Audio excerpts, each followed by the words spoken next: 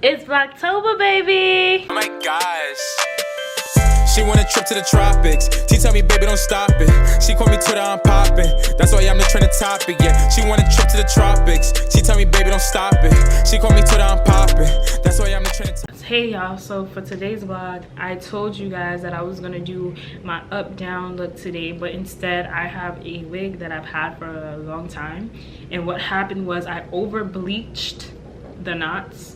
So I wasn't really gonna use it, but this is the process of how I fixed it and brought it back to its natural state. So if you're interested in seeing how you can do this, keep watching. Let's get into this video. So today we are going to fix these overbleached roots. Usually when the roots are too bleached, they start to look bald, and it's really unrealistic when you're trying to blend it once you apply it. This usually happens when the bleach is left on the lace for way too long, or the consistency of the bleach is way too runny. It should be a little thicker than the consistency of toothpaste. So let's fix this lace. First, we're going to need some latex gloves. Well, it's no specific gloves for this, but just have some gloves. Then we need some permanent dye. Make sure that it's permanent. I'm using black brown, no specific brand. Some little clippies to hold the hair up when you're parting. And also a mixing bowl to mix the dye. And a spoolie. So now I'm going to mix the dye in. Of course, it's not going to be black because it's not semi-permanent, it's permanent. And once I'm done mixing all of the dye together, I'm going to start to part the hair. So this is going to be a very delicate process, and it might take some time because you want to get the roots, but the goal is to not get any of that dye to touch the lace or to get on the lace so that the knots are not bleached anymore.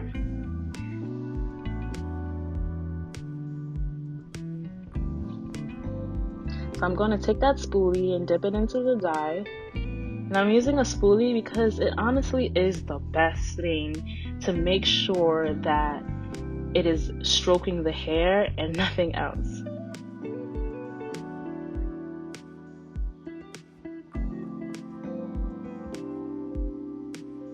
Like I said, it is going to be quite some time. It probably won't take an hour, but it depends on how overly bleached the hair is. You want to part and make sure you're getting it on each side of the part.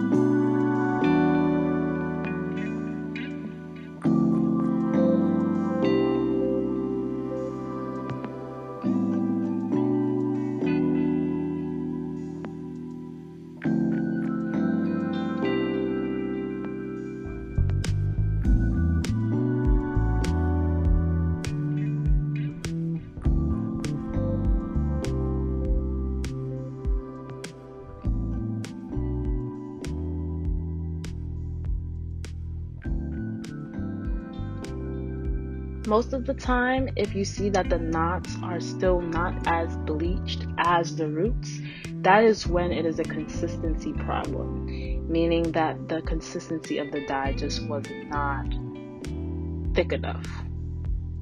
Usually, if the bleach and the roots are over dyed, it was left on for too long. And that's how you can tell the difference. So I'm now going to go in and continue to do this process throughout the whole entire front of this frontal.